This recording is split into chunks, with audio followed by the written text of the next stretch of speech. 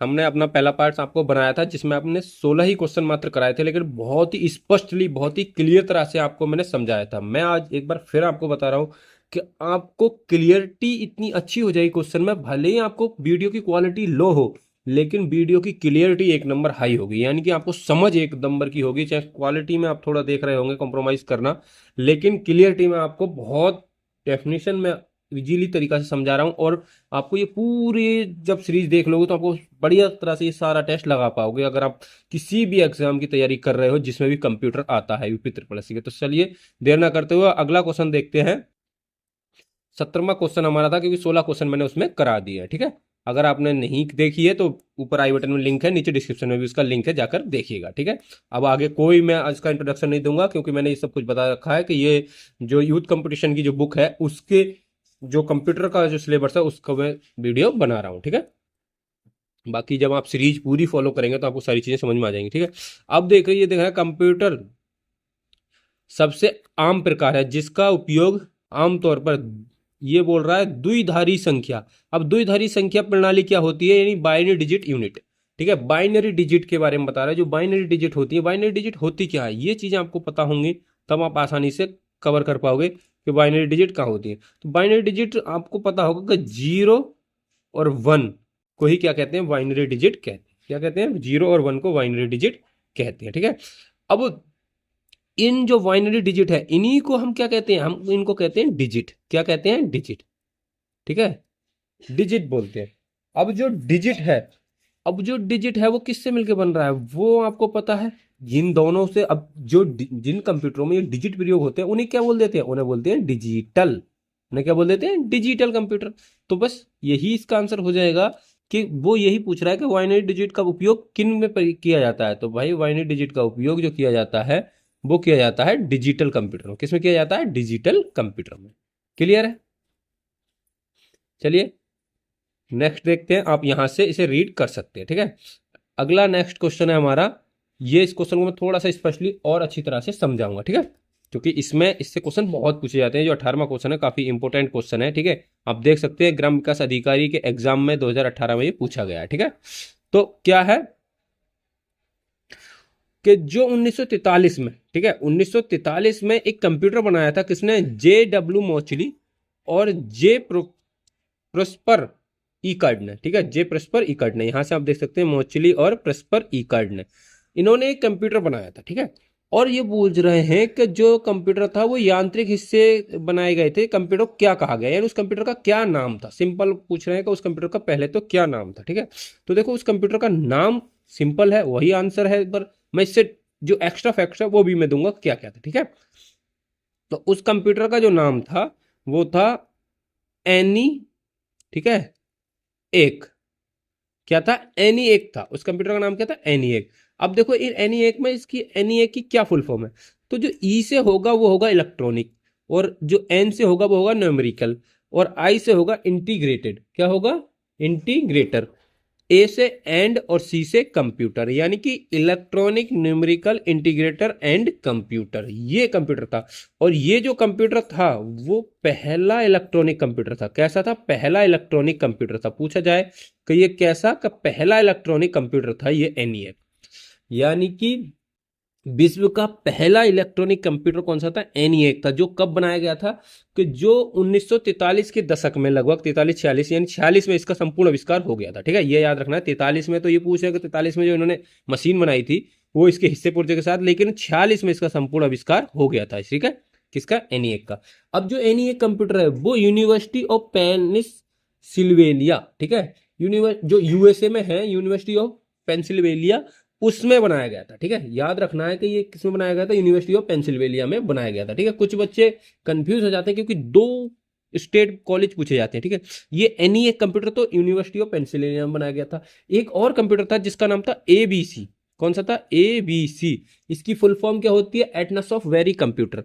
ये बनाया गया था आपका, जो पहला स्कूल था, कॉलेज था, उसमें बनाया गया था, आयोवा स्टेट कॉलेज, जो भी अमेरिका में ही था। उन्हें ये एबीसी जो बनाया गया था वो इससे पहले बनाया गया था, एनी एक से पहले, यानी कि इससे पहले बनाया गया था, ठीक है।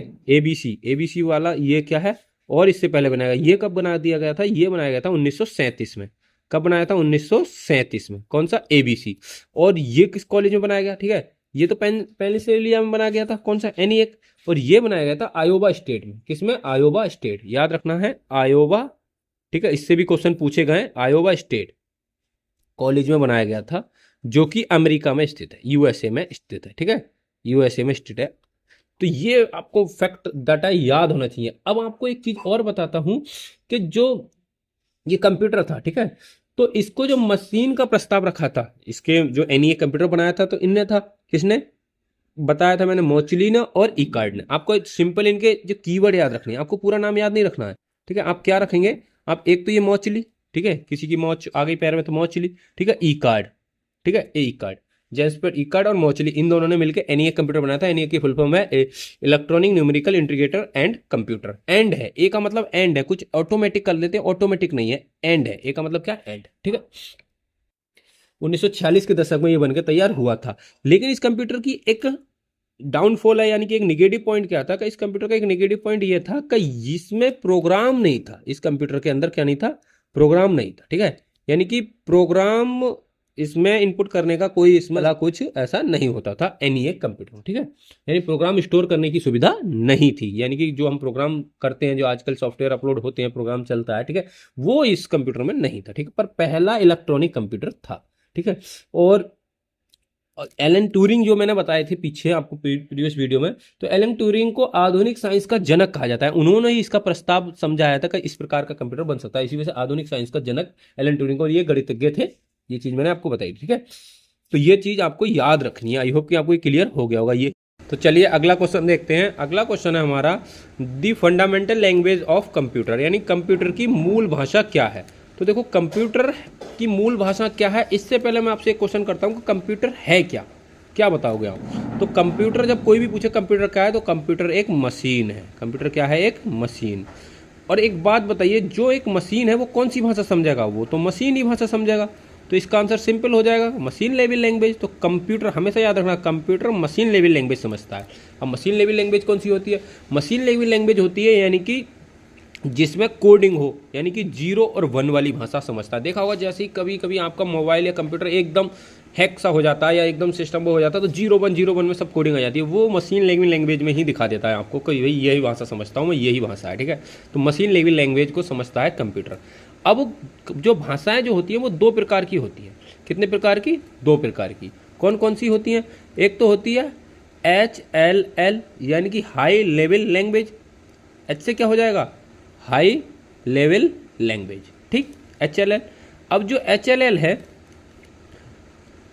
वो तो हाई लेवल लैंग्वेज हो गई। ये हाई लेवल लैंग्वेज कौन सी हो गई? जो हम कंप्यूटर में पढ़ पाते हैं, जैसे कि हमें कोई अल्फाबेट में लिख रही है, जैसे कि आपको ये पूरी लिख रहा है। ठीक है, ये सब हाई लेवल लैंग्वेज में लिखा हुआ है, जैसे फोर्ट्रॉन, कोबॉल, ये सब हाई लेवल लैंग्वेज की है। ठीक है, अब इस हाई लेवल लैंग्वेज को, ठीक है, एक यहाँ पे सॉफ्टवेयर लगाया जाता है, उसका नाम मैं आपको बताऊंगा कौन सा सॉफ्टवेयर होता है। ठीक है, यहाँ पे एक सॉफ्टवेयर होता है, क्या करता है? उस हाई लेवल लैंग्वेज को, उस हाई लेवल लैंग्वेज को बदलता है लो लेवल लैंग्वेज में। LLL, ट्रिपल L आपको याद रखना है कि लो लेवल लैंग्वेज में। ठीक है, तो यहाँ पे जो बदलने का काम करता है वो 2 होते हैं। ठीक है, यानी 2 प्रकार के होते हैं। कौन कौन से होते हैं? ये दोनों के ही नाम आपको पता होना चाहिए कि 2 कौन कौन से होते हैं। चलिए मैं यहीं पे छोटे में इसका नाम लिख दे रहा हूँ, कलर चेंज करके। ठीक है, कि वो क्या होते हैं? देखो, एक तो होता है कंपाइलर। क्या होता है? कंपाइलर, वॉइस पे आप ध्यान रखना। और एक होता है इंटरप्रेटर। एक आपने सुने भी होंगे, कंपाइलर और इंटरप्रेटर। क्या होता है ये कंपाइलर इंटरप्रेटर? जो कंपाइलर है वो तो पूरी लैंग्वेज को एक बार में, यानी पूरा प्रोग्राम आपने जो रन करा रहे हो उसको एक बार में ही लो लेवल लैंग्वेज में बदल देता है, एक बार में। और जो एरर है वो लास्ट में दिखाता है। ठीक है, और जो इंटरप्रेटर है वो क्या करता है? वो लाइन बाय लाइन, यानी कि जैसे कि मान लो ये वाली लाइन को अगर प्रोग्राम आप देख रहे हो तो इसको करेगा, और इसमें कुछ एरर आ गया, मान लो यहाँ पे ये W का एरर आ गया। ठीक है, तो वो क्या करेगा? इसको तुरंत ही दिखा देगा भाई ये एरर है, और जब तक आगे नहीं बढ़ेगा जब तक आप ये एरर नहीं सुधारोगे। ठीक है, तो ये फर्क होता है इंटरप्रेटर और कंपाइलर में। आई होप कि आपको समझ में आ गया होगा कि हाई लेवल लैंग्वेज से लो लेवल लैंग्वेज में बदलने का काम कौन सा होता है, कि कंपाइलर और इंटरप्रेटर दोनों ही करते हैं। लेकिन कंपाइलर क्या करता है? एक बार में पूरे प्रोग्राम को करता है, और वो क्या करता है एक एक करके, ठीक है, एक एक लाइन करके करता है। इंटरप्रेटर का काम है लाइन करके, ठीक है, सिंपल है। अब एक और होता है, एक क्या होता है कि जो जब आपको मैंने अभी पीढ़ी बताई थी प्रीवियस वाले उसमें, तो जो दो पीढ़ी पीछे क्वेश्चन आप जब कराए थे तो आपको बताई थी कि दूसरी जो पीढ़ी थी सेकंड पीढ़ी, उसमें एक भाषा बनाई थी जिसका नाम था असेंबली भाषा। क्या था? असेंबली भाषा, ठीक है। तो जो असेंबली भाषा थी, अब वो क्या थी? वो एक प्रकार की लो लेवल लैंग्वेज है। ये भी पूछा था असेंबली लैंग्वेज कैसी है, तो ये भी एक लो लेवल लैंग्वेज है। लेकिन जो मशीनी भाषा है उससे थोड़ी सी ऊपर है। मशीनी भाषा जो थी, वो तो पूरी मशीनी भाषा तो एक आम इंसान के पढ़ने की बहुत ही हार्ड है, ठीक है। इसी वजह से इनके लिए सरल भाषाएं जो बनाई गई हैं, ठीक है, जैसे बेसिक, कोबाल, फोट्रॉन, ये सब सरल भाषाएं हैं। इन भाषाओं की तुलना में जो मशीन लैंग्वेज है और हाई लेवल लैंग्वेज जो है बहुत सरल होती है इंसान को पढ़ने के, और लो लेवल लैंग्वेज हार्ड होती है। तो जो असेंबली भाषा थी वो भी एक प्रकार की लो लेवल लैंग्वेज थी, बट क्या था, मशीनी भाषा से थोड़ा सा निमोनिक्स इसमें जोड़ दिए गए थे कि जैसे कोई भी चीज़ को पढ़ने के लिए ईजी हो जाए, ठीक है। इंसान ही इसको पढ़ सकता था, पर हर एक नहीं, जिसने भी इस चीज़ की कोर्स करा हो असेंबली का, उसे ही ज़्यादातर थी, ठीक है। तो क्या होता है कि जब असेंबली भाषा बनाई, अब कंप्यूटर तो पूरा प्योर क्या समझता है? मशीनी भाषा। भाई कंप्यूटर तो कहता है कि मैं तो मशीन समझता हूँ, भले ही तुमने कितने निमोनिक्स डाल के अपनी थोड़ी भाषा सरल कर ली, लेकिन मैं तो इसे समझ नहीं पाऊंगा। तो कंप्यूटर ने फिर इसे फेल करा, तो इसको चेंज करने के लिए यहाँ पे एक यंत्र लगाया, ठीक है, उसका नाम था कंपाइलर, ठीक है, सॉरी असेंबलर। क्या नाम था? असेंबलर, ठीक है। तो असेंबलर का काम होता है असेंबली लैंग्वेज को, जो असेंबली लैंग्वेज है उसको मशीनी भाषा में बदलना। किस में बदलना? मशीनी भाषा में बदलना, ठीक है। तो असेंबलर का काम क्या था? दोनों लो लेवल लैंग्वेज को लो लेवल लैंग्वेज में बदल रहा है। देखो ये भी लो लेवल लैंग्वेज है, ये भी लो लेवल लैंग्वेज है, लेकिन बस असेंबलर का काम क्या हो गया कि जो असेंबली भाषा है उसको मशीनी भाषा में बदल रहा है असेंबलर। बाकी दो और बताए थे, कंपाइलर और इंटरप्रेटर। इनका काम क्या है? ये दोनों क्या करते हैं? ये करते हैं हाई लेवल लैंग्वेज को लो लेवल लैंग्वेज में। आई होप कि आपको क्लियर हो गया होगा कि क्या मैं समझाना चाह रहा था, कि ये क्वेश्चन पूछे जाते हैं कि हाई लेवल लैंग्वेज को लो लेवल लैंग्वेज में कौन बदलता है, तो कंपाइलर और इंटरप्रेटर।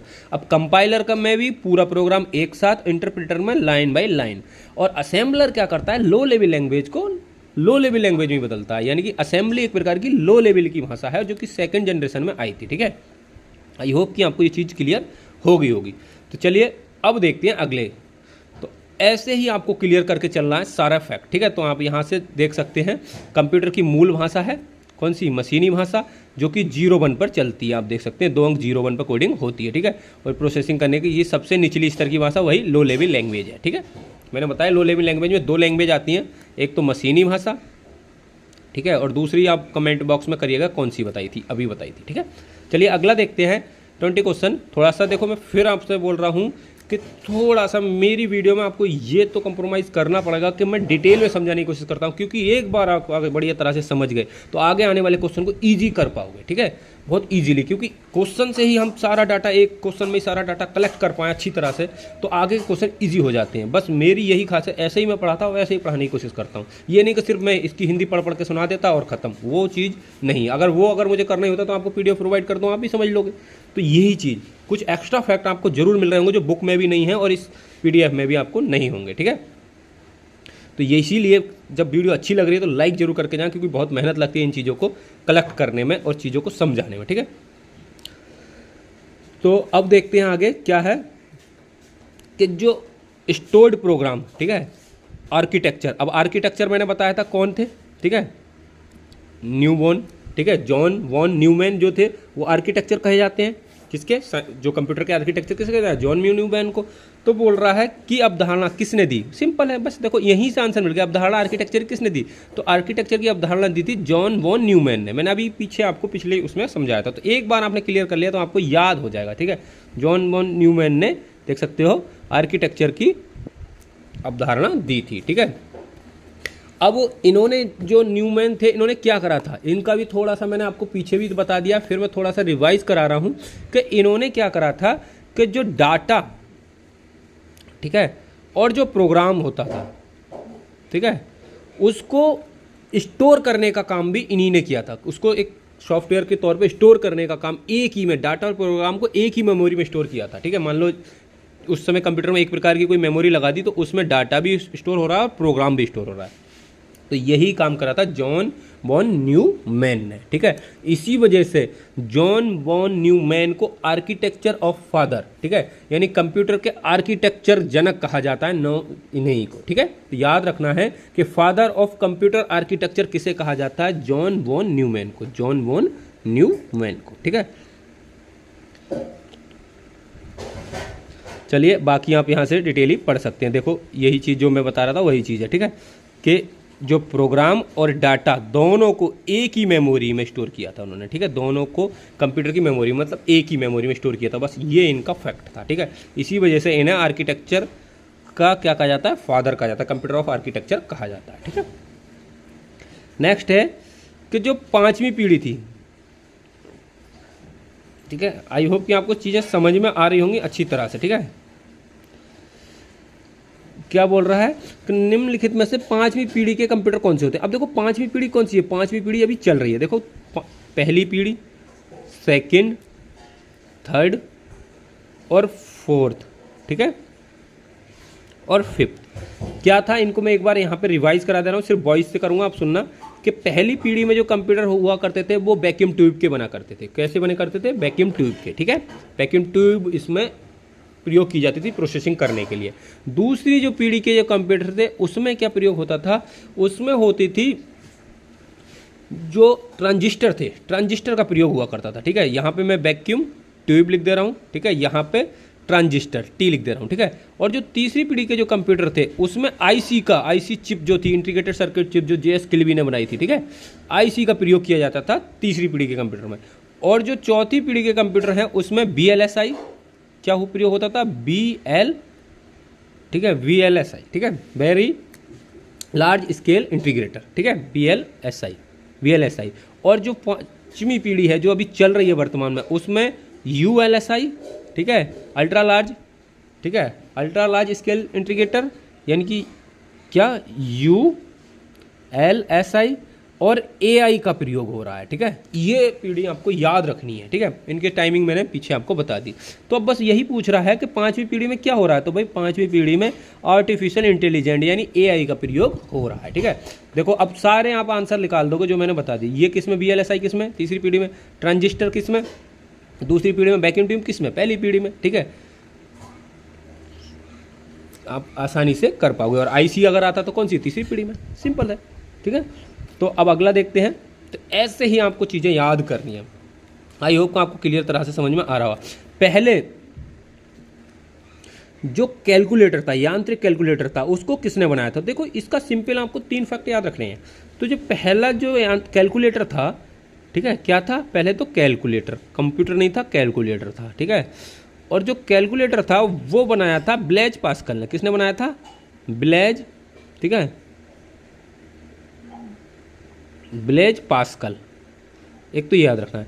और ये बनाया था 1642 में, ठीक है। और उसका नाम क्या था, पास्कलाइन था, क्योंकि पास्कल ने बनाया तो पास्कलाइन के नाम से था, ठीक है, पास्कलाइन। इससे क्वेश्चन पूछे जाते हैं, ठीक है। ये अभी जूनियर असिस्टेंट में पीछे देख सकते हो पूछा गया था, ठीक है। तो ब्लेज पास्कल ने बनाया था पास्कलाइन नाम का कैलकुलेटर, जो कि 1642 में। सिंपल, बस इतने शब्द आपको याद रखने हैं जो मैंने बताए 4, ठीक है। तो यांत्रिक कैलकुलेटर था, ठीक है, यानी कि एक यंत्र था, मशीन थी, 1642 में बनाया था। और क्या नाम था, पास्कलाइन, ठीक है। और किसने बनाया था, ब्लेज पास्कल ने। ये 4 चीज़ें आपको सिंपल है, ठीक है। और इसका काम क्या होता है कैलकुलेटर का, अंगणितीय जो हमारी क्रियाएं वो घटनाएं होती हैं उन्हें कैलकुलेट करने का काम होता है, अंगणितीय जो होती हैं, प्लस माइनस जोड़ घटा इन सबको, ठीक है। देखो अगला क्वेश्चन वही आ गया जो मैंने आपको अभी पीछे समझाया था, ठीक है। तो इसी वजह से मैं कह रहा हूँ कुछ ना कुछ जो समझा रहा हूँ वो आगे कहीं ना कहीं मिलते रहेंगे आपको, ठीक है। जैसे क्या है, असेंबली लैंग्वेज का इस्तेमाल किस पीढ़ी में हुआ था, तो मैंने बताया था दूसरी पीढ़ी में, यानी सेकेंड जनरेशन में एक भाषा बनाई थी असेंबली भाषा। तो इसका आंसर हो जाएगा सेकंड जनरेशन, सिंपल है। और जिसका जो क्या थी, एक प्रकार की लो लेवल लैंग्वेज है। कैसी है, लो लेवल लैंग्वेज है। और इसको चेंज करने का, यानी असेंबली लैंग्वेज को मशीनी भाषा में परिवर्तन का काम कौन करता है, असेंबलर। कौन करता है, असेंबलर, सिंपल है। तो आगे देखते हैं, तो देख सकते हैं इसका आंसर क्या है। तो आप देख सकते हैं इसका आंसर भी क्या है, दूसरी पीढ़ी, ठीक है। और दूसरी पीढ़ी कब से कब तक थी ये भी पता होना चाहिए। तो पहली पीढ़ी कब तक थी ये आपको पता है, 1940 से पहली पीढ़ी चली थी 1956 तक, ठीक है। कब तक चली थी, 1956 तक, ठीक है। और दूसरी पीढ़ी कब से चली थी कि 56 से लेके 64 तक, ठीक है। और तीसरी पीढ़ी कब तक चली थी? 64 से लेकर 72 तक, ठीक है। 72 याद रखना, 71 72 इतना ही हो सकता है, ठीक है। और चौथी पीढ़ी 72 से 85, और पाँचवीं पीढ़ी आपकी 85 से अब तक चल रही है, ठीक है। ये इसका समय पीरियड है। तो ये चीज़ मैंने सब आपको पहले भी करा रखी है। तो देखो 56 से 64 दूसरी पीढ़ी, ठीक है। इसमें कौन सा वो यूज हुआ था? ट्रांजिस्टर, मैंने बताया था पीछे आपको, ट्रांजिस्टर का इसका प्रयोग हुआ करता था, ठीक है। तो विलियम शॉकली ने 1947 में कब बनाया था? जब हमारा भारत आज़ाद हुआ था। ऐसे करके आप लिंक करके याद करोगे तो आसानी से, यानी कि जो असेंबली लैंग्वेज थी वो कब बनाई थी? जब हमारा भारत आज़ाद हुआ था, तब असेंबली लैंग्वेज, असेंबली यानी कि असेंबली हुई थी, यानी कि सब लोग असेंबली में बैठे थे, ऐसे करके याद रख लो, असेंबली लैंग्वेज बनाई थी, ठीक है। और विलियम शॉकली ने इसका निर्माण किया था। किसने किया था? William Shockley. यानी सब शॉक हो गए, अरे असेंबली लैंग्वेज बन गई असेंबली में बैठ के, ठीक है। तो असेंबली लैंग्वेज सिंपल है। तो ये सब चीज़ें आपको याद रखना है। अब जो है वर्तमान में जो पाँचवीं पीढ़ी चल रही है, उसमें एक स्पेशल इसमें पॉइंट है कि जो वर्तमान में पीढ़ी चल रही है पाँचवीं, तो उसमें जो कंप्यूटर की भाषा हो रही है वो GUI, ठीक है, GUI इंटरफेस का प्रयोग किया जा रहा है। GUI इंटरफेस क्या होता है? Graphical user interface. इसकी फुल फॉर्म क्या होती है? ग्राफिकल, ठीक है, ग्राफिकल यूजर इंटरफेस इसकी फुल फॉर्म होती है। ये क्या होता है कि देखा होगा कि आप जब आप कंप्यूटर चलाते हो, पहले क्या होता था कि अगर कंप्यूटर पर कोई मतलब लैंग्वेज लिखी हुई है, कोई भाषा लिखी हुई है, तो वो वहाँ से ही आती थी, कोई चित्र नहीं आता था। अब क्या होता है, इधर आप देख लो असेंबली पढ़ रहे हो, यहाँ पे कोई उसका प्रोग्राम का चित्र भी आ जाता है साथ में, यानी ग्राफिक्स का भी प्रयोग किया जाता है। तो वही चीज़ होती है GUI, यानी ग्राफिक्स यूजर इंटरफेस। ऐसा इंटरफेस जिसमें आप ग्राफ का भी यूज कर सकते हो और भाषा का तो यूज होता ही है, ठीक है। उसे GUI बोलते हैं, ठीक है, ग्राफिक यूजर इंटरफेस। सिंपल है। चलिए नेक्स्ट क्वेश्चन देखते हैं। तो अगला क्वेश्चन है हमारा, देखो मैं समय जरूर लेता हूँ, फिर आपको बता रहा हूँ, पर स्पष्टली समझाने की कोशिश करता हूँ ताकि आपको आगे दिक्कत ना हो और चीज़ें समझ में स्पष्टली आएँ। जब आप स्पष्ट समझ में आएंगी तभी आप अच्छी तरह से कर पाओगे। पढ़ाई करनी है तो पूरी बढ़िया तरह से करो, ये नहीं कि सिर्फ रीडिंग करी और ख़त्म, टाइम पूरा होने करो, ठीक है। तो क्या बोल रहा है कि निम्नलिखित में से कौन सा ऑपरेशन का आधार का एक प्रकार का कंप्यूटर नहीं है? ऑपरेशन के आधार पर कौन एक प्रकार का कंप्यूटर नहीं है? अब देखो एक बात बताइए, मैंने 3 प्रकार के आपको कंप्यूटर समझाए थे। 3 प्रकार के कंप्यूटर होते हैं, कौन कौन से? एक तो डिजिटल कंप्यूटर जिसमें डिजिट प्रयोग होते हैं, 0 1 प्रयोग होता है, वो डिजिटल कंप्यूटर। एक था एनालॉग कंप्यूटर, जिसमें एनालॉग था, जो बिना उसके चल रहा था, मैंने बताया था, वो जो जैसे पुराने मीटर होते थे वो एनालॉग पे थे। और एक ऐसा कंप्यूटर जो दोनों को मिक्स होकर चले, उसे बोलते हैं हाइब्रिड कंप्यूटर। ये तीनों कंप्यूटर तो होते हैं, लेकिन कोई रिमोट कंप्यूटर नहीं। रिमोट तो एक प्रकार का रिमोट हो गया, ठीक है, जैसे टीवी का रिमोट, AC का रिमोट, ये तो रिमोट है, ये कोई कंप्यूटर नहीं है, ठीक है।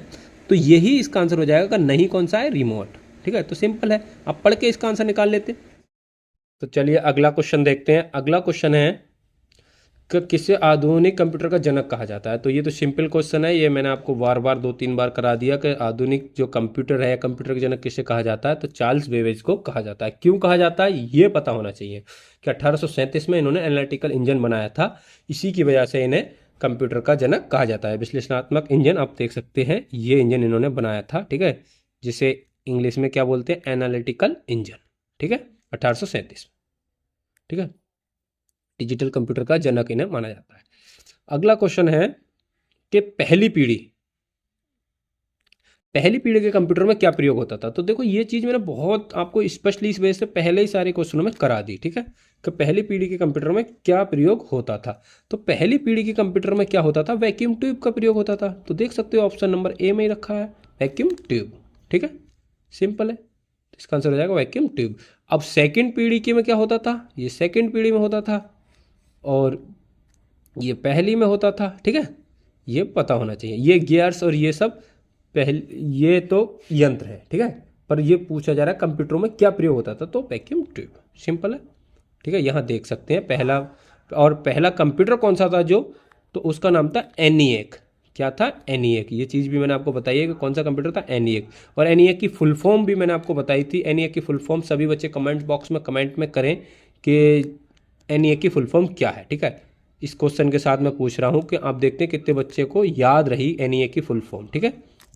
और ENIAC कंप्यूटर किन ने बनाया था, ठीक है, मॉचली और इक्वर्ड मैंने बताया था, उन्होंने बनाया था। सिंपल मैंने कीवर्ड इसके बताए थे, इससे याद रखना है, ठीक है।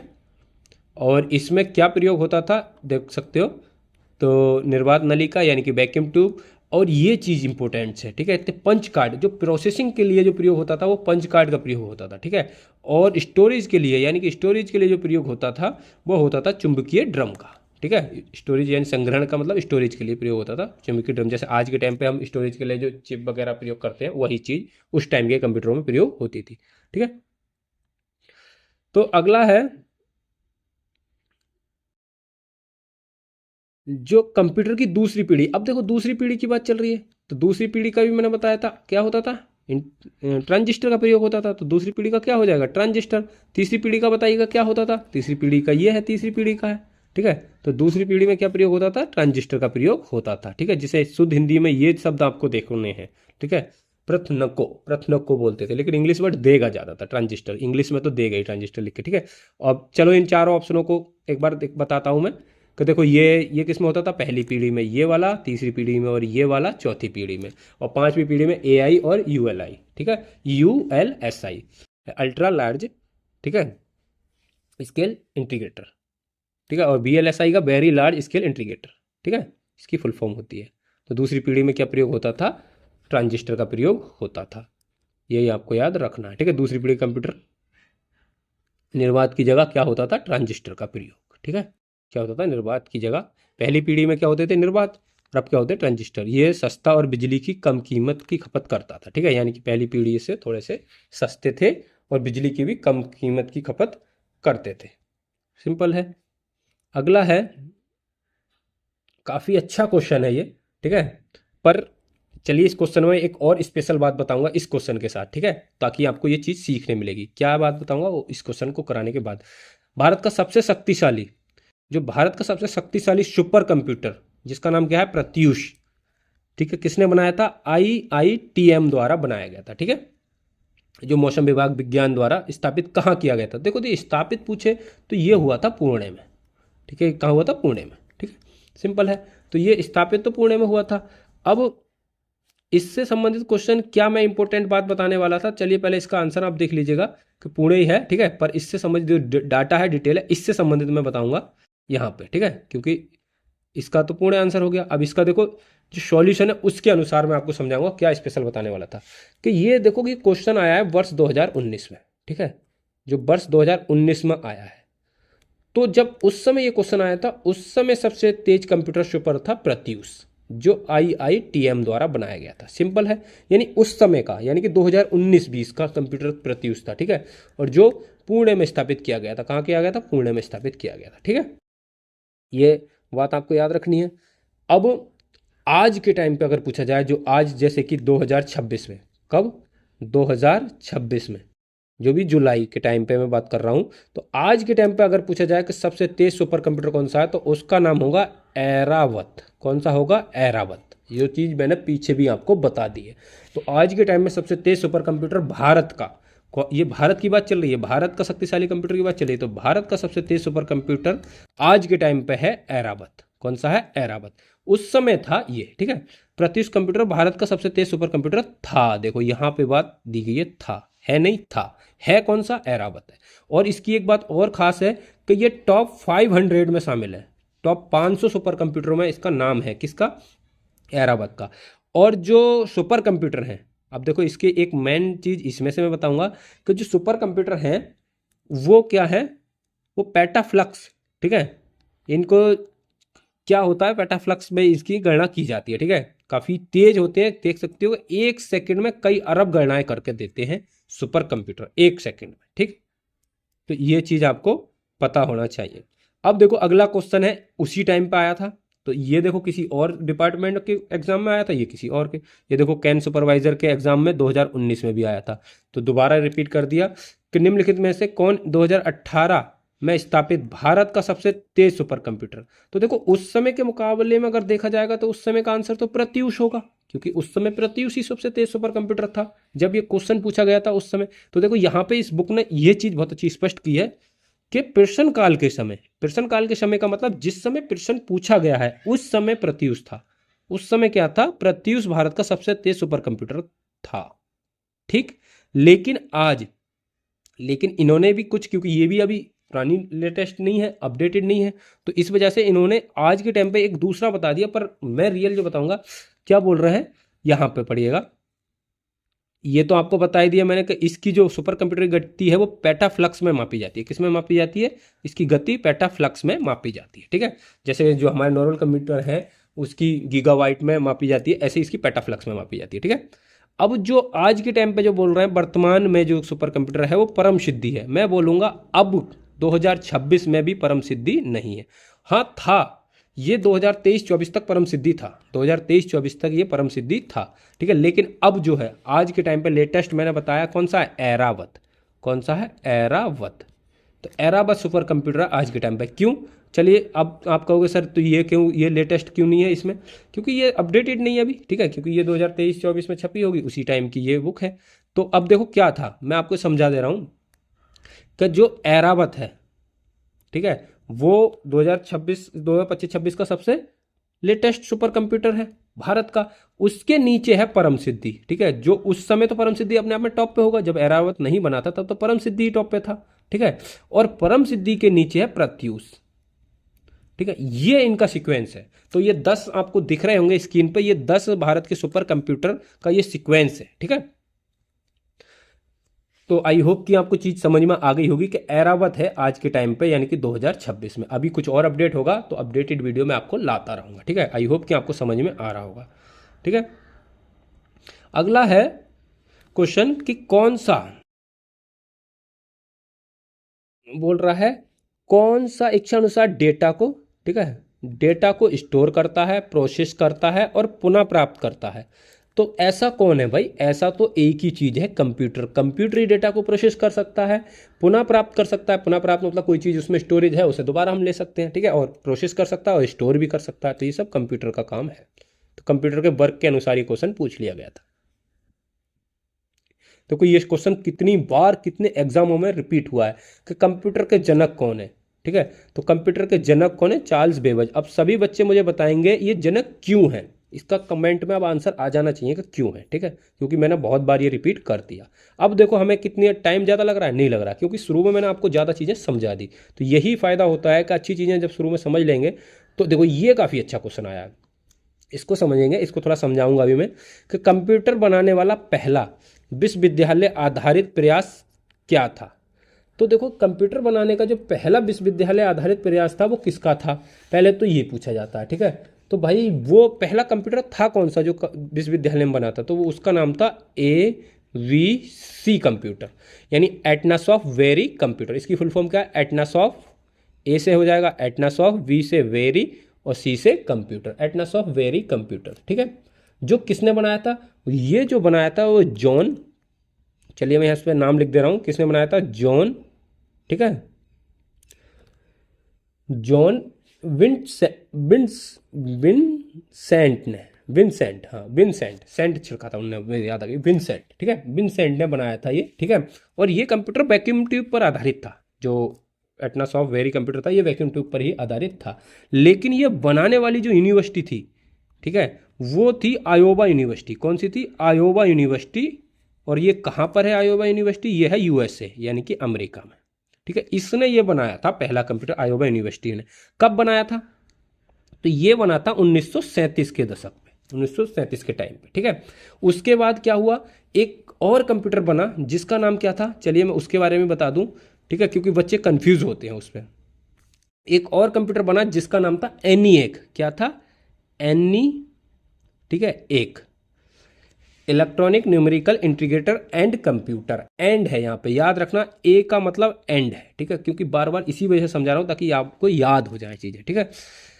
तो ये किसने बनाया था? ये मैंने बनाया था जॉन मुचली, ठीक है, और एक्वर्ड, ठीक है, मुचली ने और एक्वर्ड ने, ठीक है, मोचली और एक्वर्ड ने ये बनाया था। ये चीज़ मैंने आपको बताई है पीछे, ठीक है। और कब बनाया था? ये 1946 के दशक में बनके तैयार हुआ था। अब मेरा बताने का यहाँ पे क्या था कि यहाँ पे ये किसने बनाया था? तो ये बनाया था यूनिवर्सिटी ऑफ पेंसिल्वेनिया ने, पेंसिल्वेनिया, ठीक है। किसने बनाया था? यूनिवर्सिटी ऑफ पेंसिल्वेनिया, ठीक है, बेनिया, पेंसिल्वेनिया ने, यूनिवर्सिटी ऑफ पेंसिल्वेनिया, ये भी USA की यूनिवर्सिटी है, ठीक है। और इसके लिए जो अनुदान किया था वो किया था USA की आर्मी ने, USA की आर्मी ने इसके लिए अनुदान किया था, ठीक है। ये चीज़ आपको पता होनी चाहिए, क्योंकि ये दूसरा था, ठीक है। पेंसिल्वेनिया ने कौन सा बनाया था, एनिएक बनाया था। और एबीसी किसने बनाया था, आयोवा यूनिवर्सिटी। तो वो पहला प्रयास पूछ रहा है, तो वही पहला प्रयास तो आयोवा स्टेट विश्वविद्यालय, आयोवा यूनिवर्सिटी ने किया था, ठीक है, पहला वाला।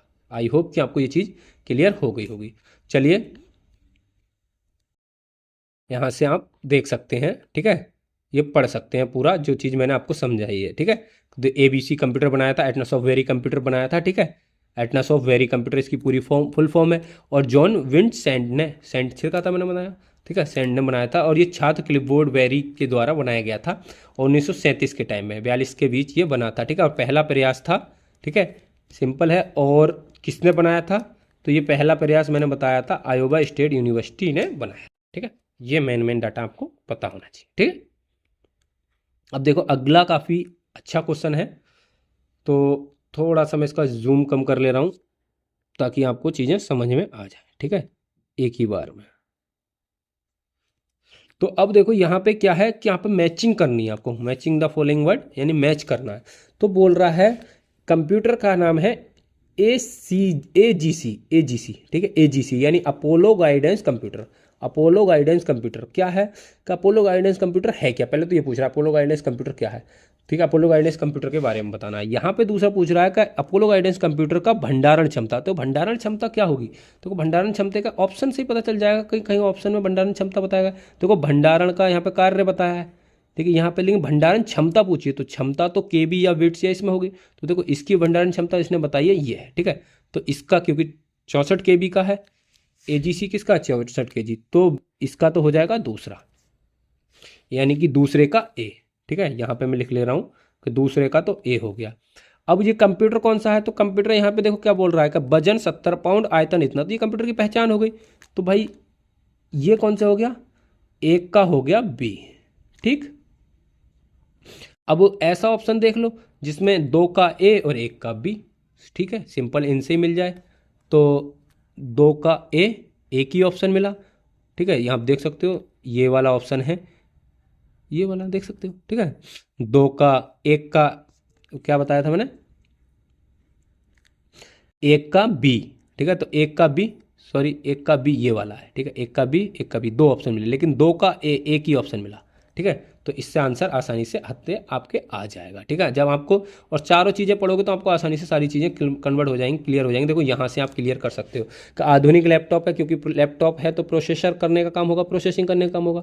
और गाइड शक्ति क्या होगी इसकी, तो इसकी शक्ति होती है सीमित प्रोसेसर की शक्ति इसमें दी गई है, ठीक है। तो सिंपल है, आप आसानी से मैच कर सकते थे। अगला है, चलिए मैं इसे अब थोड़ा सा जूम कर ले रहा हूँ ताकि आपको स्पष्टली दिखे, ठीक है, क्योंकि हम 1 बाई 1 क्वेश्चन समझा रहे हैं तो 1 क्वेश्चन ही डिस्प्ले पे दिखेगा, तो हमें कोई दिक्कत नहीं है, ठीक है। आप आंसर की तरफ ना जाएं कि सर इसमें आंसर दिख रहा है, जो मैं समझा रहा हूँ उस वॉइस पे करिएगा, क्योंकि जो आपको एक्स्ट्रा डाटा दे रहा हूँ उस पे देखिएगा, ठीक है। क्योंकि ये बुक आपको मिलेगी भी नहीं, क्योंकि बहुत ही मुश्किल से ये बुक परचेज हो पा रही है। और इस बुक को इतनी आसान तरह से बुक भी नहीं समझा पा रही है, जितनी आसान तरह बुक में भी ऐसा नहीं लिखा हुआ है जैसा कि मैं आपको समझाने की कोशिश कर रहा हूँ, ठीक है। तो आपको बहुत फायदा होगा जब वीडियो की पूरी सीरीज कर लो कंप्यूटर के उसमें, ठीक है। तो बोल रहा है कि डिजिटल कंप्यूटर के रूप में संग्रहित करने का उपकरण का उपयोग, यानी कि जो डिजिटल रूप में क्या संग्रहित करता है, संग्रहित मतलब स्टोर कौन करता है, ठीक है, इन्फॉर्मेशन को स्टोर करने का, देखो संग्रहित मतलब स्टोर करने का काम किसका है, ठीक है। तो स्टोर कौन कर सकता है, क्या पाठ्य बुक यानी टेक्स्ट बुक कर सकती है, नहीं कर सकती। टाइपराइटर कहाँ स्टोर करता है, टाइपराइटर टाइप करता है। व्हाइट बोर्ड स्टोर थोड़ी करता है, व्हाइट बोर्ड तो लिखने काम में आता है। सिर्फ स्टोर करने का काम एक ही कर सकता है, कंप्यूटर। और कंप्यूटर का कौन सा, कैसा, लैपटॉप कंप्यूटर। अब यहाँ पे कंप्यूटर की जगह लैपटॉप दे दिया, पीसी दे देता, कुछ भी देता, सारी काम स्टोर तो यही कर सकता है, ठीक है, प्रोसेस भी यही कर सकता है। तो यही आंसर हो जाएगा डी, सिंपल है, ठीक है।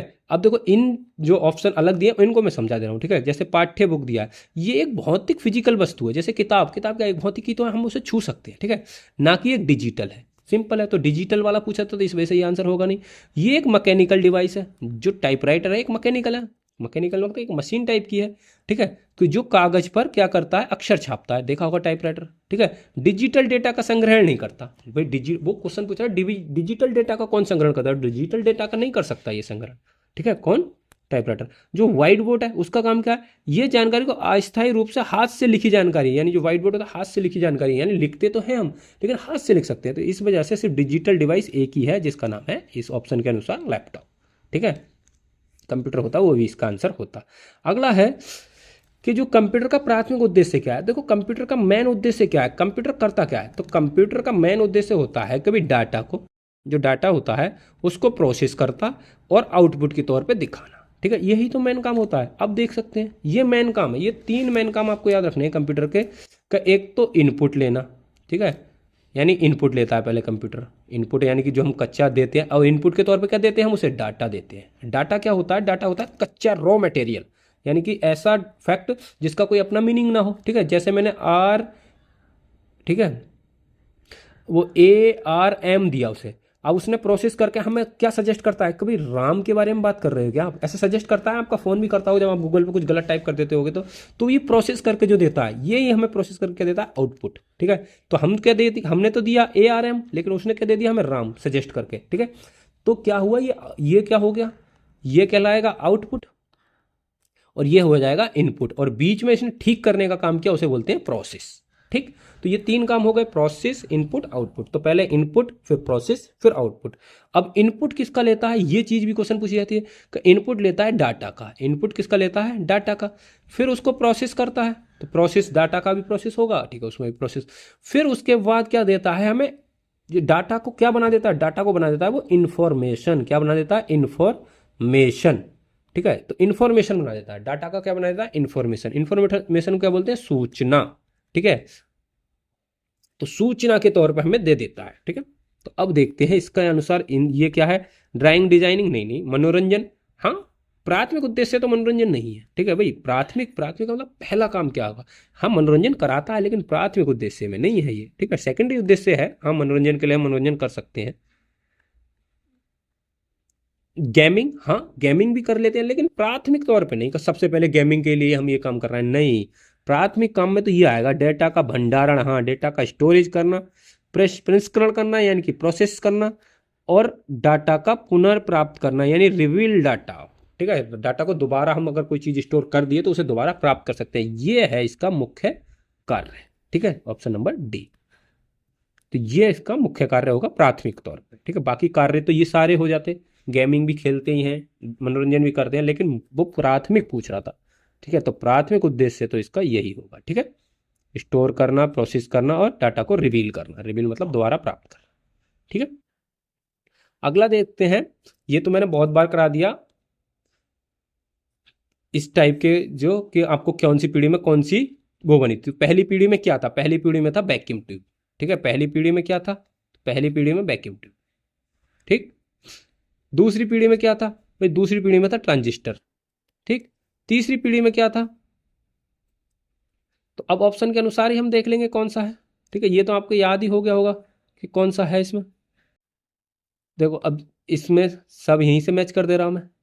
देखो दूसरी पीढ़ी में क्या होगा, ट्रांजिस्टर यानी कि बी का चौथा, ठीक है। पहली पीढ़ी में क्या होगा, वैक्यूम ट्यूब, ए का तीसरा। तीसरी पीढ़ी में क्या होगा, इंटीग्रेटेड सर्किट। चौथी पीढ़ी में क्या था, प्रोसेसर, माइक्रो प्रोसेसर, ठीक है। जो आज के कंप्यूटरों में यूज हो रही है वो यही हो रही है, माइक्रो प्रोसेसर चिप, ठीक है, जो हम यूज कर रहे हैं, ठीक है। अब इसके अनुसार देख लो, पहली का कौन सा था, पहले का है तीसरा, तो पहले का तीसरा ना तो ये है ना ये है ना ये है, ठीक है, ये तीनों तो गलत हो गए। अब कौन सा होगा, फिर तो यही वाला होगा जो ऑप्शन नीचे दिख रहा है। देखते हैं, देखो पहले का तीसरा ये रहा, ठीक है। दूसरे का चौथा था, हाँ दूसरे का चौथा था, ठीक है। तीसरे का पहला था, तीसरे का पहले, चौथे का कौन सा है, चौथे का दूसरा है, हाँ चौथे का दूसरा है, ठीक है। सब ठीक है, यही डी आंसर है, खत्म। ऐसे करके आप मिला लोगे, ठीक है। तो आप देख सकते हो यहाँ पे सिंपल तरीका से कि कौन सा किस पीढ़ी का है, यहाँ से मैच कर सकते हैं, ठीक है। चलिए नेक्स्ट देखते हैं, कौन सा कंप्यूटर वास्तविक संख्याओं से निपटते हैं और समस्या का उत्तर गिनती करके प्राप्त करते हैं। यानी कि ऐसे कौन से कंप्यूटर हैं जो वास्तविक संख्या मतलब जो संख्या चल रही हैं उनसे निपटते हैं। तो भाई वो कंप्यूटर तो डिजिटल कंप्यूटर होते हैं, क्योंकि संख्याओं से निपटने का काम ही डिजिटल कंप्यूटर का है, ठीक है। तो कैलकुलेशन करने डिजिटल कंप्यूटर यानी बाइनरी डिजिट कौन कौन से होते हैं, 0 और 1, सिंपल है, ठीक है। तो ये तो आप आसानी से कर सकते थे अगर आपने पूरे सारी चीज़ें समझी थी बहुत आसानी से। तो अगला है कि पहली पीढ़ी के जो कंप्यूटर थे उसमें क्या इस्तेमाल किया जाता था, ठीक है, मुख्य मेमोरी के रूप में। अभी मैंने आपको पीछे बताया था कि मुख्य मेमोरी के रूप में पहली पीढ़ी के कंप्यूटर में क्या प्रयोग किया जाता था, मेमोरी के रूप में। ठीक है, तो चलिए ऑप्शन के अनुसार देखते हैं। वैसे तो मैंने आपको समझाया था कि मुख्य मेमोरी के रूप में किसका प्रयोग किया जाता था। ठीक है, तो अब देखो इसके अनुसार ऑप्शन में क्या दिया है। ठीक है, वैसे तो पंच कार्ड और वो चीज़ें मैंने आपको समझाई थी जो चुंबकीय ड्रम थे, तो मैग्नेटिक, ठीक है, चुंबकीय ड्रम मैंने बताया था पंच कार्ड के रूप में मैग्नेटिक ड्रम का प्रयोग किया जाता था उसके लिए। तो मैग्नेटिक ड्रम देखो इसमें ऑप्शन भी मिल गया, मैग्नेटिक ड्रम यानी चुंबकीय ड्रम का प्रयोग किया जाता था स्टोर के लिए, स्टोरेज के लिए किया जाता था मैग्नेटिक ड्रम का। और प्रोसेसिंग के लिए पंच कार्ड का, मैंने बताया था प्रोसेसिंग के लिए किसका, पंच कार्ड का। और जो डिस्प्ले के लिए वैक्यूम ट्यूब का। ठीक है, ये ट्रांजिस्टर ये एक्सिस में, ये तो तीसरी पीढ़ी का था। ठीक है, ये एक आईसी तीसरी पीढ़ी का। ठीक है, ये सब तीसरी पीढ़ी के।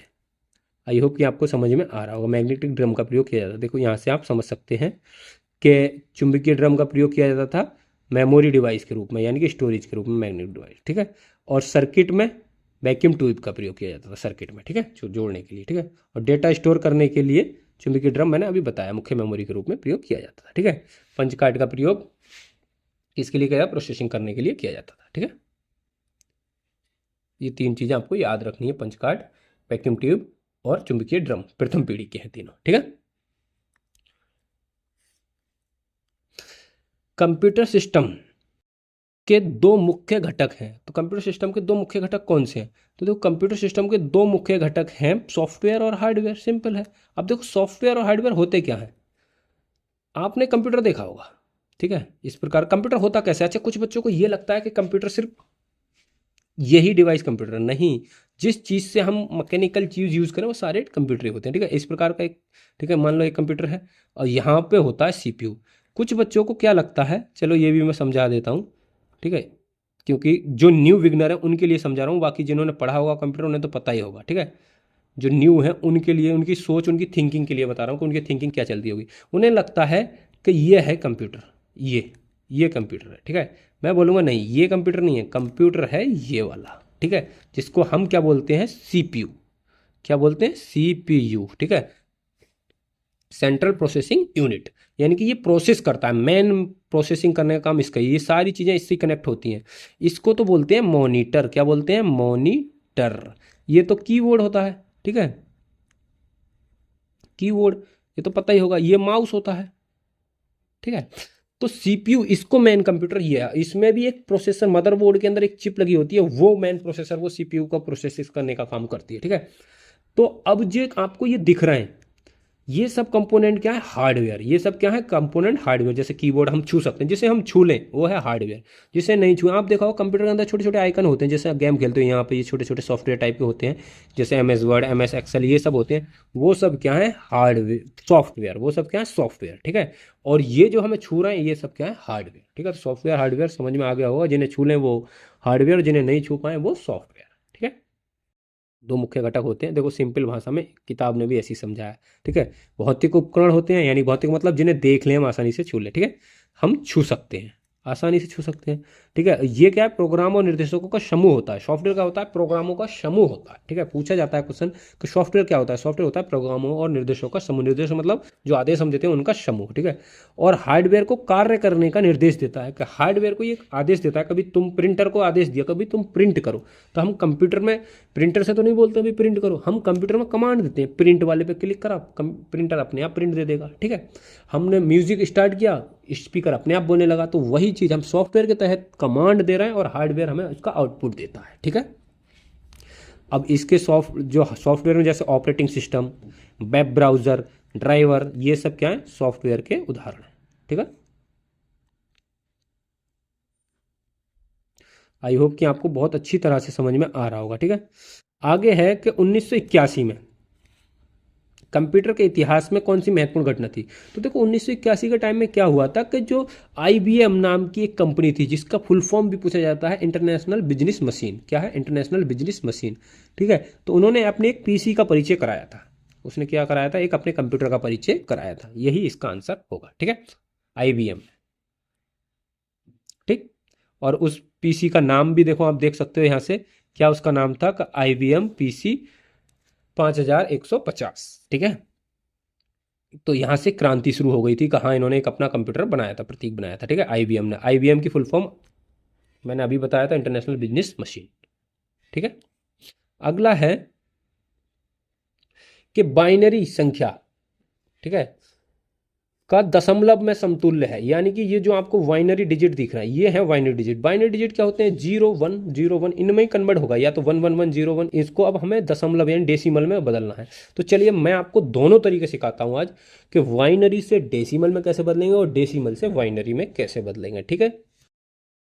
तो आप आसानी से सीख जाओगे। जैसे कि आपको ये दिख रहा है, चलो इससे ही सिखा दे रहे हैं। तो क्या करना होगा कि सबसे पहले जब भी ये बाइनरी डिजिट दिया है, ठीक है, जब ये बाइनरी डिजिट दिया है और हमको डेसिमल में बदलना है, तो क्या करना होगा? चलिए मैं थोड़ा सा स्पेस ले रहा हूँ, यहाँ पे आपको रफ दिख रहा होगा, ठीक है। यहाँ पे मैं रफ में थोड़ा सा और इधर कर ले रहा हूँ, क्योंकि बाइनरी डिजिट हमें दिखने चाहिए, बाइनरी डिजिट दिख रहे हैं। यहाँ पे बताता हूँ, तो हम क्या बदलेंगे? बाइनरी को, ठीक है, जो बाइनरी है इसको डेसिमल में बदलेंगे, ठीक।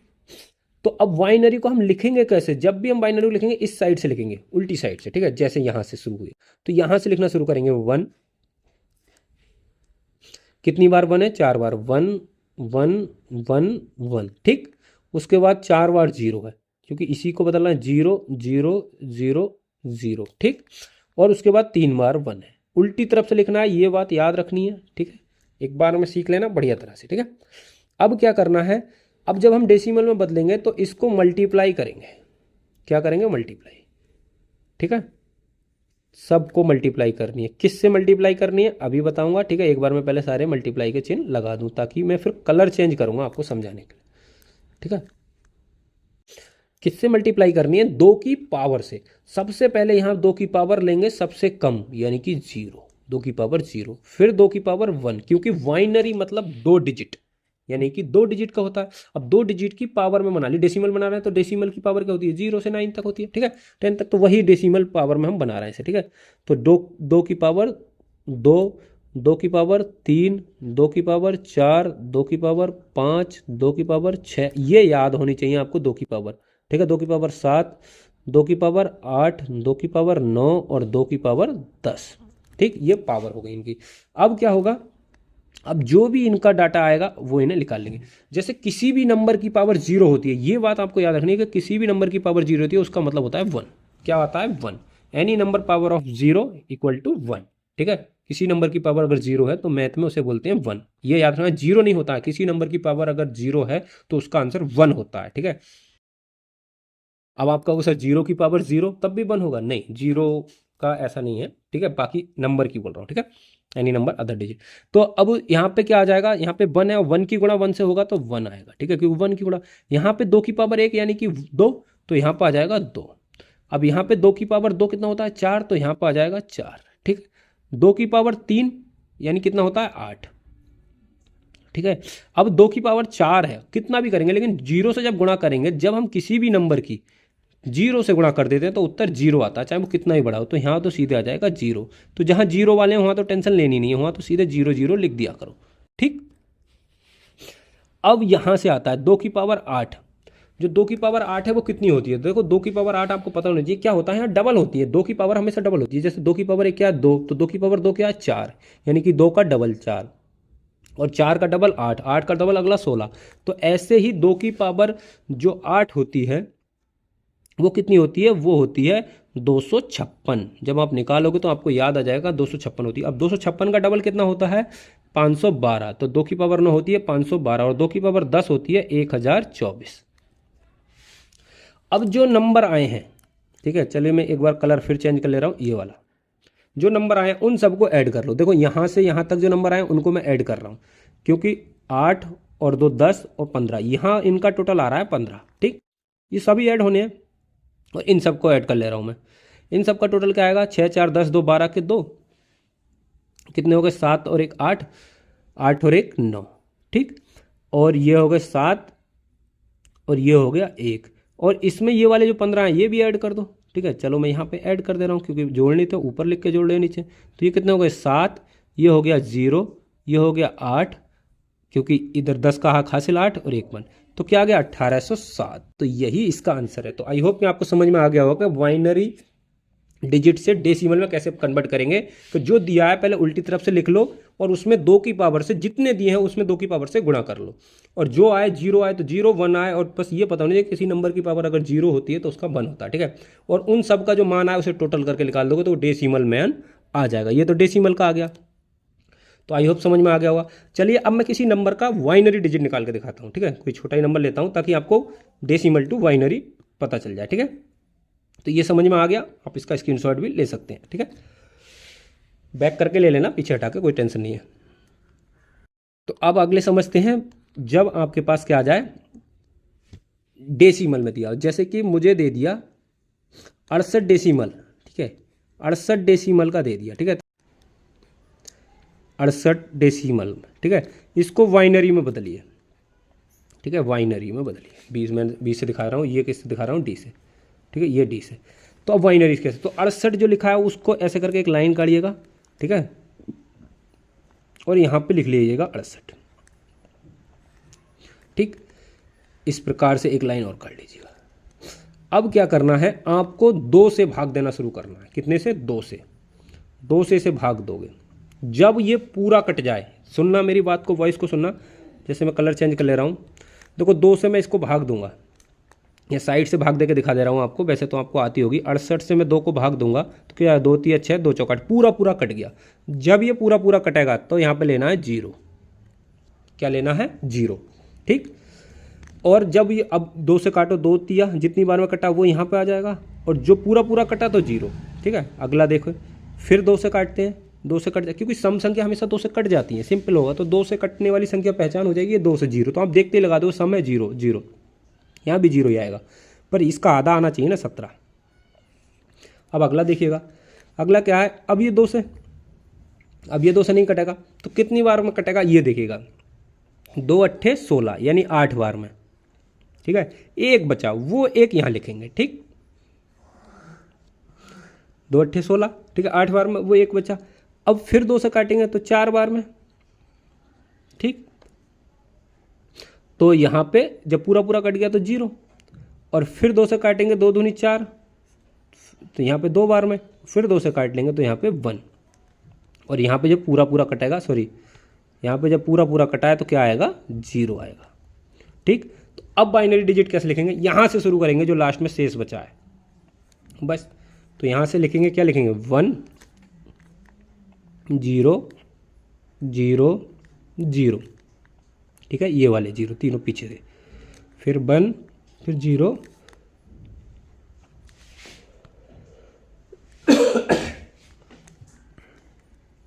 ठीक है, 1 0 1, यही हो गया बाइनरी डिजिट। आई होप कि आपको समझ में आ गया होगा। चलिए आगे हम देख सकते हैं, इसका आंसर क्या था हमारा, इसका आंसर था बी वाला, ठीक है, 1807 डेसिमल में।